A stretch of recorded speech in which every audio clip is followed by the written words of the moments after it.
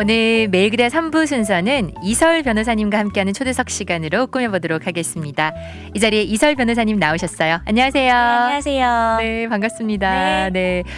올 한 해 잘 시작하셨나요? 네, 그럭저럭 1월이 다 끝나가네요, 그죠? 그러니까요. 네. 네. 또 연말에 또 굉장히 바쁘셨잖아요, 그렇죠? 네, 연말에 확실히 이것저것 정리도 하고 네. 모임도 많고 이러니까 좀 바쁜 맞아요. 것 같아요. 네. 네. 저도 1월 되니까 또 오히려 좋은 것 같아요. 네. 뭔가 새로운 기분도 들고 네. 그 분주한 것도 없어지고 하니까. 그쵸? 한 해를 마무리하고 또 시작을 하는 기분이 들죠. 네, 맞아요. 네.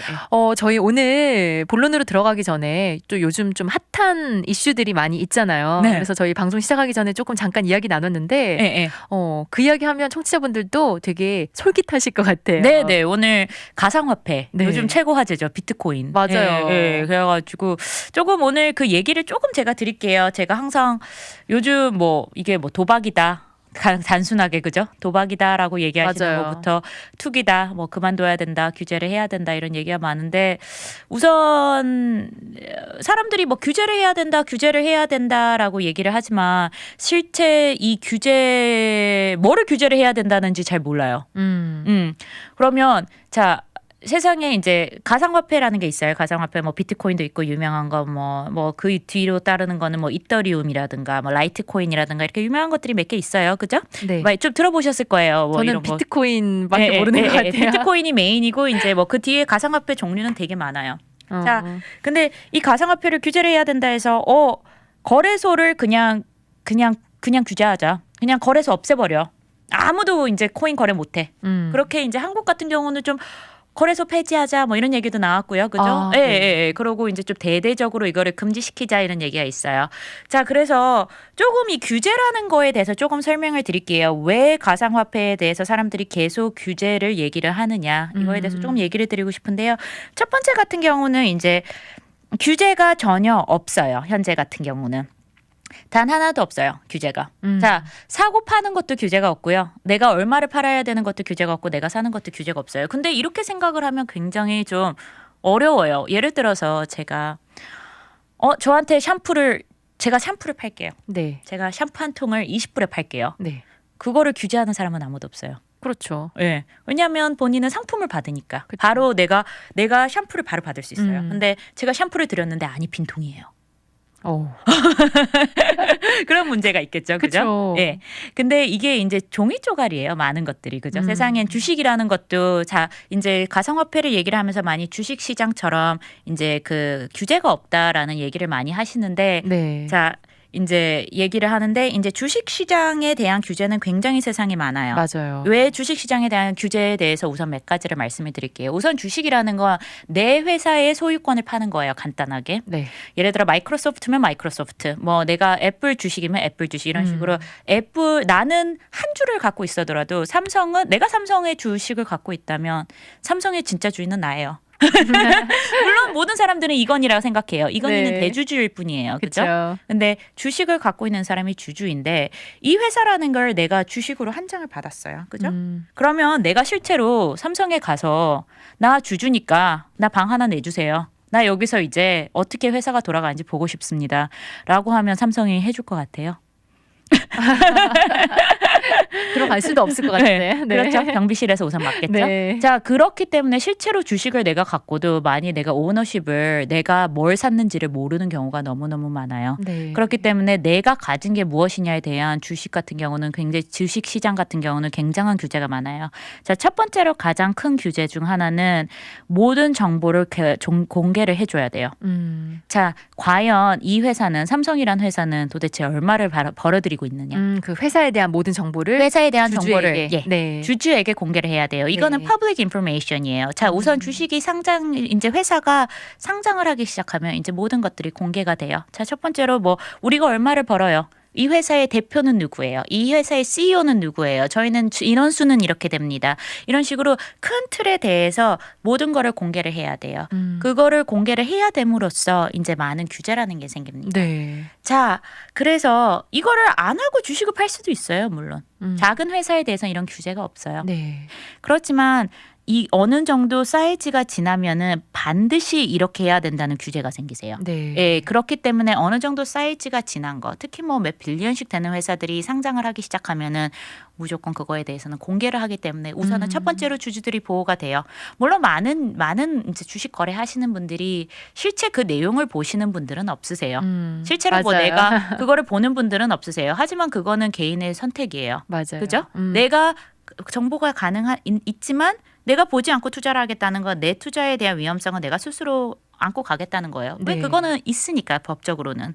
자, 그렇기 때문에 우선은 공개에 대한 게 있고요. 두 번째 가장 큰 보호는 내부자 트레이딩이에요. 자, 이게 이제 라이트코인 같은 경우 아까 뭐 어떤 분들 라이트코인 얘기하셨는데요. 많이 아시는 분도 계세요. 비트코인, 이더리움, 라이트코인, 리플 너무 많아요 하셨어요. 네네네네. 많아요. 자, 라이트코인 같은 경우는 조금 제가 말씀을 드릴게요. 라이트코인 같은 경우는 얼마 전에 찰리 리라는 분이 네. 라이트코인의 파운더였어요. 그죠? 창립자였어요. 이분이 내가 가진 라이트코인을 모두 팔아버렸어요.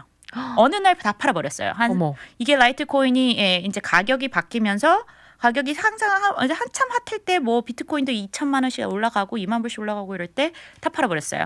자, 이게 주식 시장이었다면 절대 불가능해요. 주식 시장 같은 경우는 이게 안정화가 될 때까지 내부자들이 그렇게 함부로 다 팔지를 못합니다. 네. 자, 왜냐하면은 자, 내부자들은 내가 절대 모르는 정보를 가지고 있을 수밖에 없어요. 그쵸. 그죠? 자, 규제가 없음으로써 그 사람들이 어느 순간에 다 팔아버리면 자, 나는 내가 모르는 정보를 저 사람이 알고 저 사람은 다 팔아버리고 나는 그 순간에 이제 창업자나 이런 사람들이 팔아버리면 모든 사람들이 불안해요. 그렇죠. 저 사람은 정보를 분명히 알고 있는데 나는 몰라. 그렇게 되면은 그런 것 때문에 이제 순간적으로 시장들이 확 이제 이 투자가 금액이 확 떨어지겠죠. 네. 그런 것들 이런 위험들을 많이 규제를 통해서 자제가 됩니다. 그래가지고 이런 투자들이 조금 더 안정화가 되게 돼요. 네. 그래가지고 많은 규제들이 사실 주식시장에는 있는데요. 사실 지금 현실적으로 지금 이제 코인 시장에는 예를 들어 지금 가상화폐 시장에는 이런 규제들이 존재하지 않기 때문에 이런 규제들의 필요성에 대해서 계속 얘기를 하고 있는 겁니다. 왜냐하면 실체적으로 전 세계에 많은 사람들이 하고 있어요. 많은 거래를 하고 있지만 네. 이거에 대한 규제는 단 하나도 없어요. 그러니까 규제가 없다는 말은 그만큼 위험성이 크다는 거잖아요. 아까 말씀하신 대로 뭐 라이트코인 만든 사람이 자기 그걸 다 팔아버리면 갑자기 뭐 가치가 하락하고 그렇게 네. 되니까 네, 정말 네. 위험성이 큰 거잖아요. 네, 일반 네, 네. 투자자들. 네, 네, 네, 네. 규제가 정말 필요할 것 같아요. 규제는 필요하다고 생각을 해요. 이제 규제가 필요하다고, 그러니까 그거는 저의 개인적인 의견이지만 뭐 규제가 필요하다 안 필요하다 이거는 의견들이 분분할 것 같아요. 근데 이제 규제의 필요성을 얘기를 하실 때 이분들이 얘기를 하시는 건 반드시 전체를 폐지하자 이런 의미는 아닌 것 같아요. 근데 네. 많은 분들이 이제 조금 더 이 시장이 안정적으로 돌아가려면 이런 것들이 필요하지 않을까. 라는 얘기를 하는 것 같아요. 네, 맞습니다.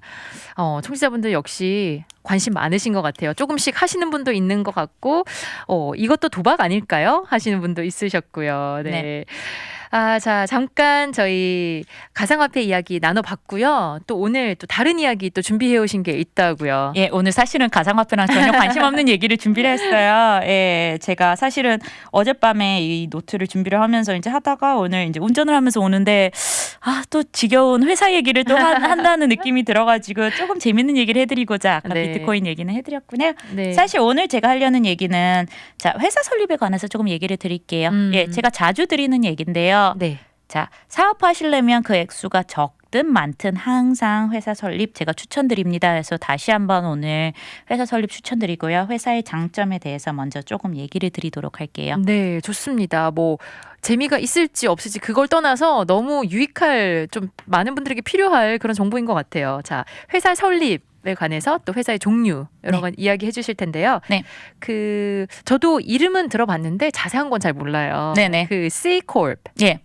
네. Ccorp부터 이야기해 주시겠어요? 예, 우선은 제가 회사 설립 자체에 대한 장점을 조금 얘기를 드릴게요. 네네. 자, 회사 설립을 왜 해야 되느냐? 가장 큰 목적은 첫 번째 같은 경우는 우선은 개인 주주의 재산 보호예요. 그의 목적이 넘버원입니다. 무조건 넘버원이에요. 한국이랑 많이들 다르게 생각하시는 것 중 하나가 한국이랑 달라요. 한국 같은 경우는 회사가 있으면 회사 대표가 연대 책임이라는 게 있습니다. 네. 연대 책임이라는 아이디어가 기본적으로 있기 때문에 사람들이 회사 설립에 한국 분들이 오히려 회사 설립 아이디어에 대해서 굉장히 약하세요. 자, 어차피 한국 같은 경우는 회사를 내가 차리고 운영을 하다가 뭐가 잘못되면 연대 책임, 나도 엮여서 책임이 있어요. 그렇기 때문에 회사 사장이 당연히 책임을 져요. 회사가 망하면 나도 같이 망해요. 네. 근데 미국은 절대 그렇지 않습니다. 예, 무조건 회사가 망해도 나는 잘 살 수 있어요. 트럼프가 대표적인 예죠. 뱅크럽시 여러 번 했어요. 회사 여러 번 말아먹었어요. 그래도 도널드 트럼프는 돈이 많아요. 그죠? 네. 예, 그래서 대표적인 예인데요. 자, 이제 제가 이제 그렇기 때문에 제가 반드시 이제 아무리 조그만한 비즈니스를 하더라도 비즈니스를 하시는 순간 반드시 저는 회사를 만드시라고 추천드리고 싶어요. 네. 어떤 비즈니스를 하든 가장 큰 나의 라이빌리티 중 하나는 직원입니다. 직원은 나에게 도움이 많이 되지만 가장 나에게 큰 라이빌리티이기도 해요. 네. 왜 가장 크냐? 직원들을 운영을 하려면 사실은 많은 거를 해줘야 돼요. 세상에 노동법이라는 게 있어요. 모든 사람이 알겠지만 노동법이라는 게 있어요. 네. 네, 저희가 노동법이라는 거는 이제 어느 정도 보호를 해주기 위한 거잖아요. 자, 그러면 그러니까 내가 일부러 물론 노동자에게 잘못하는 경우도 있지만 그렇지 않은 경우도 있어요. 내가 실수로 그리고 회사가 점점점 커져가면서 내가 1대1로 매니지를 못하면서 점점 이제 노동법을 어긴다든가 이런 형상들이 일어날 수가 있어요. 나도 모르게. 네. 자, 이거에 대한 책임 같은 경우는 자, 회사에서 끝납니다. 회사가 설립이 되면. 제가 말씀드린 다시 연대 책임이란 건 없어요. 미국에서. 회사가 있기 때문에 회사에서 끝나기 때문에 자, 회사로 반드시 하셔가지고 비즈니스 운영하시기를 다시 한번 추천드려요. 네, 알겠습니다. 우선 먼저 회사를 설립을 하는 걸 아무리 작은 비즈니스를 하더라도 회사 설립하는 거를 추천한다고 하셨는데요. 오늘 매일그대 3부 초대석에는 이설 변호사님 나와주셔서요. 저희 시작하면서 가상화폐 얘기 잠깐 했었고요. 네네. 또 오늘 사실은 그 회사 설립에 대해서 이야기를 좀 해보려고 합니다. 네네. 먼저 시작하면서 회사 설립하는 거 항상 추천하신다고 하셨어요. 네네. 그만큼 뭐 좋은 점이 많아서 그러시는 거겠죠. 네네. 그래서 아까 연대 책임이 없다고 이야기하셨는데 그렇다면 정말 개인은 아무 책임이 없게 되는 건가요?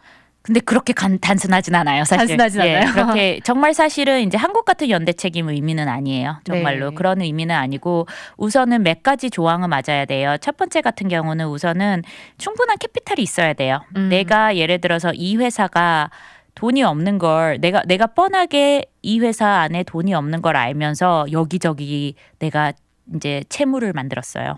예를 들어 나는 정말 통장에 딱 1,000불이 있는데 리스도 계약하고 직원도 쓰고 물건도 2만 불 넣지 사고 이러면은 사실 내가 작정을 하고 그렇게 사기를 거의 친 거잖아요. 어떻게 생각을 하면.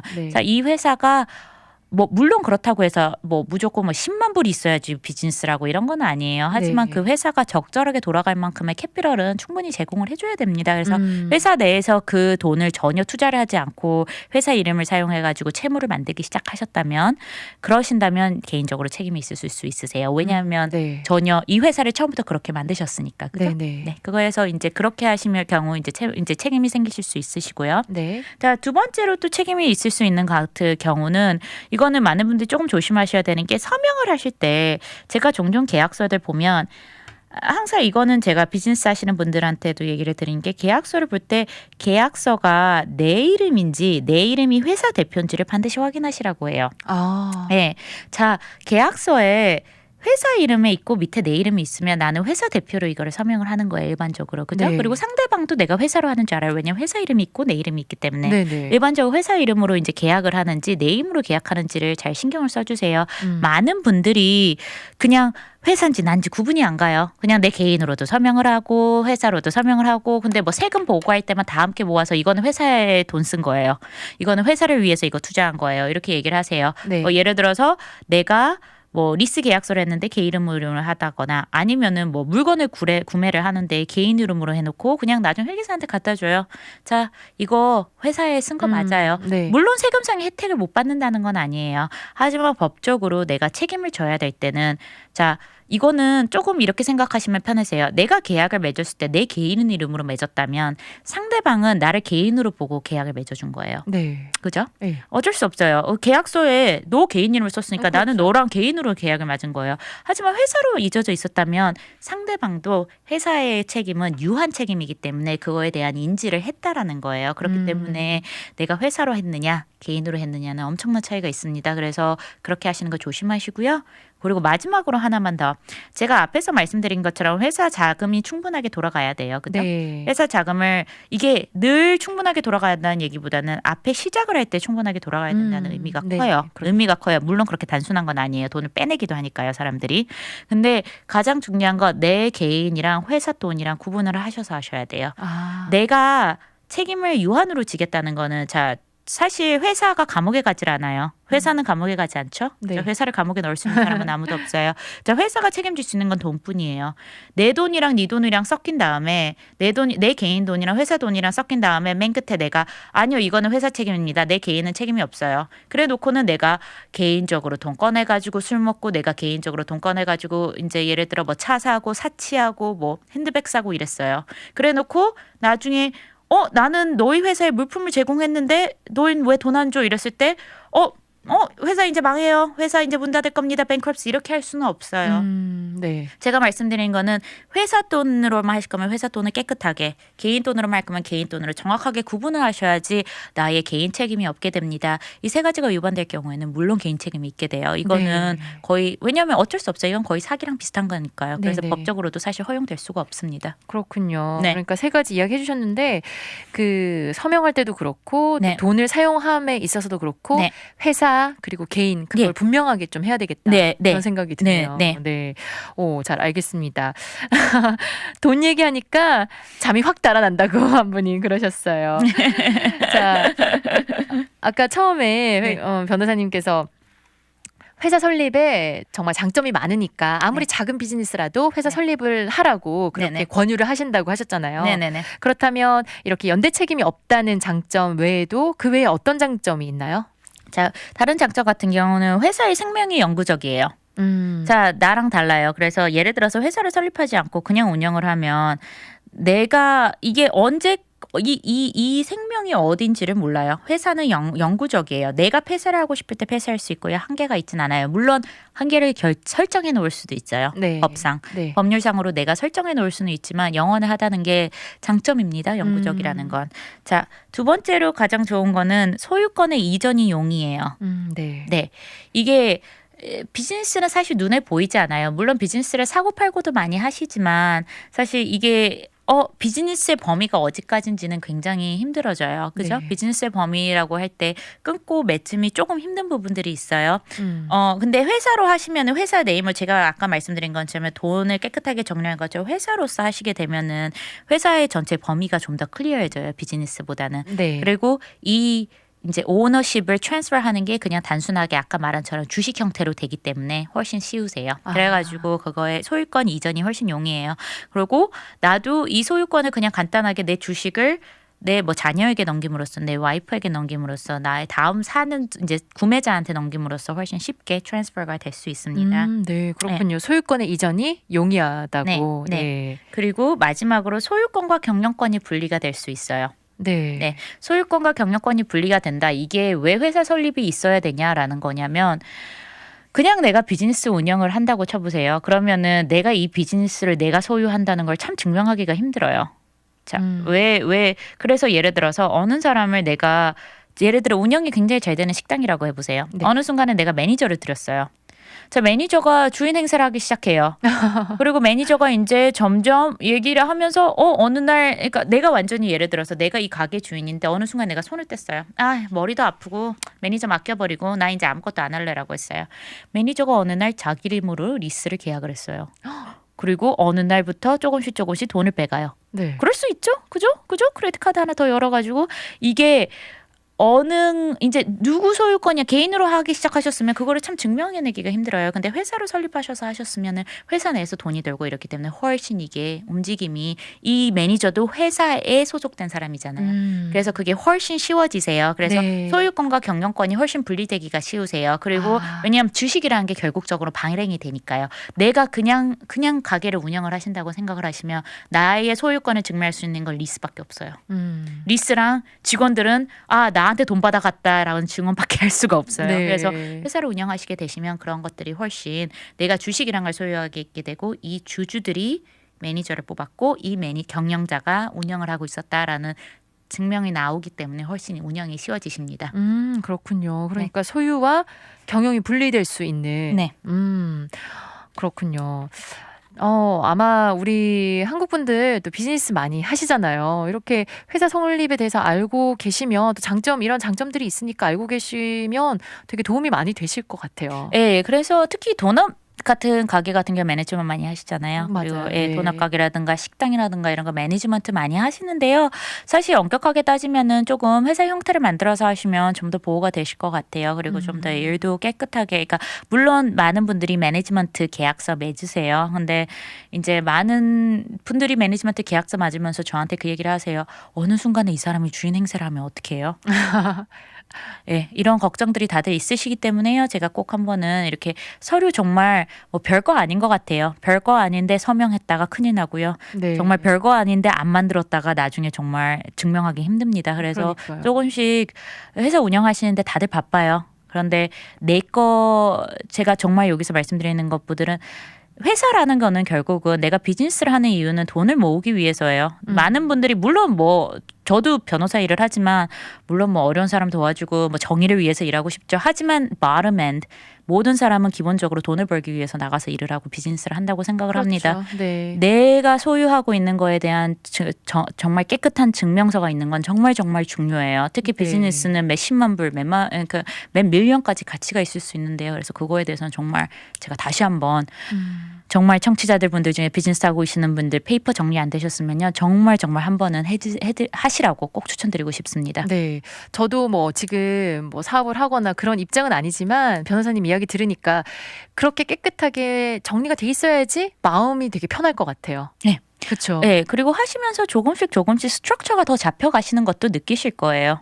네, 알겠습니다. 이렇게 회사 설립의 장점 이렇게 많이 설명해 주셨는데요. 네. 그렇다면 단점은 없나요? 단점 있죠. 단점이 없는 일이 세상에 어디 있겠습니까? 예, 단점 있습니다. 자, 우선 가장 큰 단점은요. 일이 복잡해요. 그쵸. 회사 설립해야 돼요. 지금 제가 말씀드린 것처럼 회사 설립을 해야 되죠. 우선 그러면 회사 페이퍼도 깨끗하게 유지해야 되죠. 제가 아까 말씀드린 것처럼 이제 어떻게 얘기해야 되지? 그 회사 재산이랑 개인 재산이랑 분리해서 관리를 한다는 것도 사실 결국은 텍스도 2번 파일을 해야 돼요. 네. 자, 이런 식으로 다들 2번씩 사실 하는 거예요. 자, 회사라는 거는 또 하나의 인격체라고 생각하시면 됩니다. 네. 법적으로도 또 하나의 인격체로 봐요. 그 인격체를 만들어줘야 돼요. 그 인격체를 만들어주는 건 아기와 같아요. 계속 보살펴줘야 돼요. 그죠? 네. 애기 보살펴주듯이 그 사람의 그 형태를 만들어줘야 됩니다. 아이들도 옷을 입혀줘야 되고 밥을 먹여줘야 되는 것처럼 형태를 만들어줘야 되고 그다음에 꾸준하게 관리를 해줘야 됩니다. 그래서 그게 가장 큰 단점이에요. 근데 장점이 정말 너무 획기적으로 많아요. 그죠? 단점에 비해서 단점은 정말 귀찮아요. 귀찮은 게 네. 많고 이게 소량의 비용은 들어요. 그죠? 그 설립 비용 300불?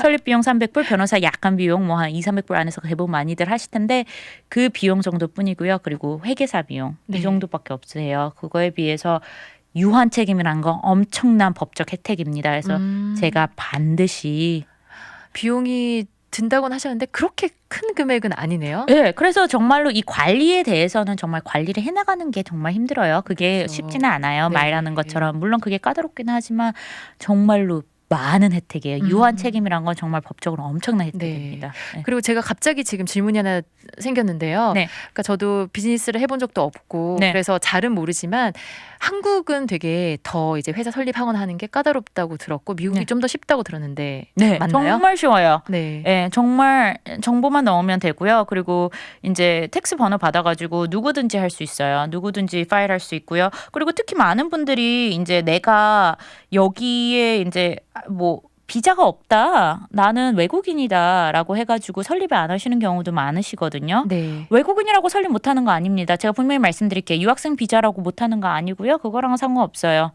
네, 삼성도 여기에 설립된 회사가 있어요. 그것처럼 회사가 회사를 소유할 수도 있습니다. 네. 그래서 나의 신분은 크게 문제가 되지 않으세요.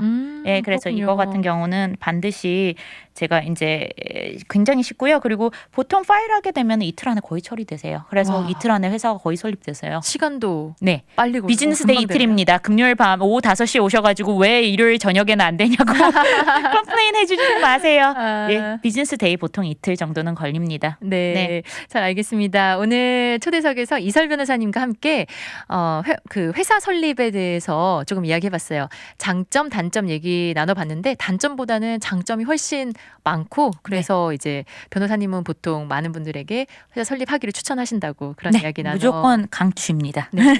마지막으로 청취자분들께 인사 말씀 하실 네. 거 있나요? 예, 오늘 비트코인 분이 가장 재미있어 하신 것 같아요. 그래서 다음번에 제가 혹시 다음 달에도 사람들이 여전히 화기가 만약에 화제가 된다면 제가 네. 다음 달에 한번 준비 정식을 해드릴게요. 아, 1시간 동안, 그러니까 한번 네. 풀로. 네, 제가 한번 그것도 좋을 것 설명해 같아요. 네, 네. 오늘 감사합니다, 변호사님. 네.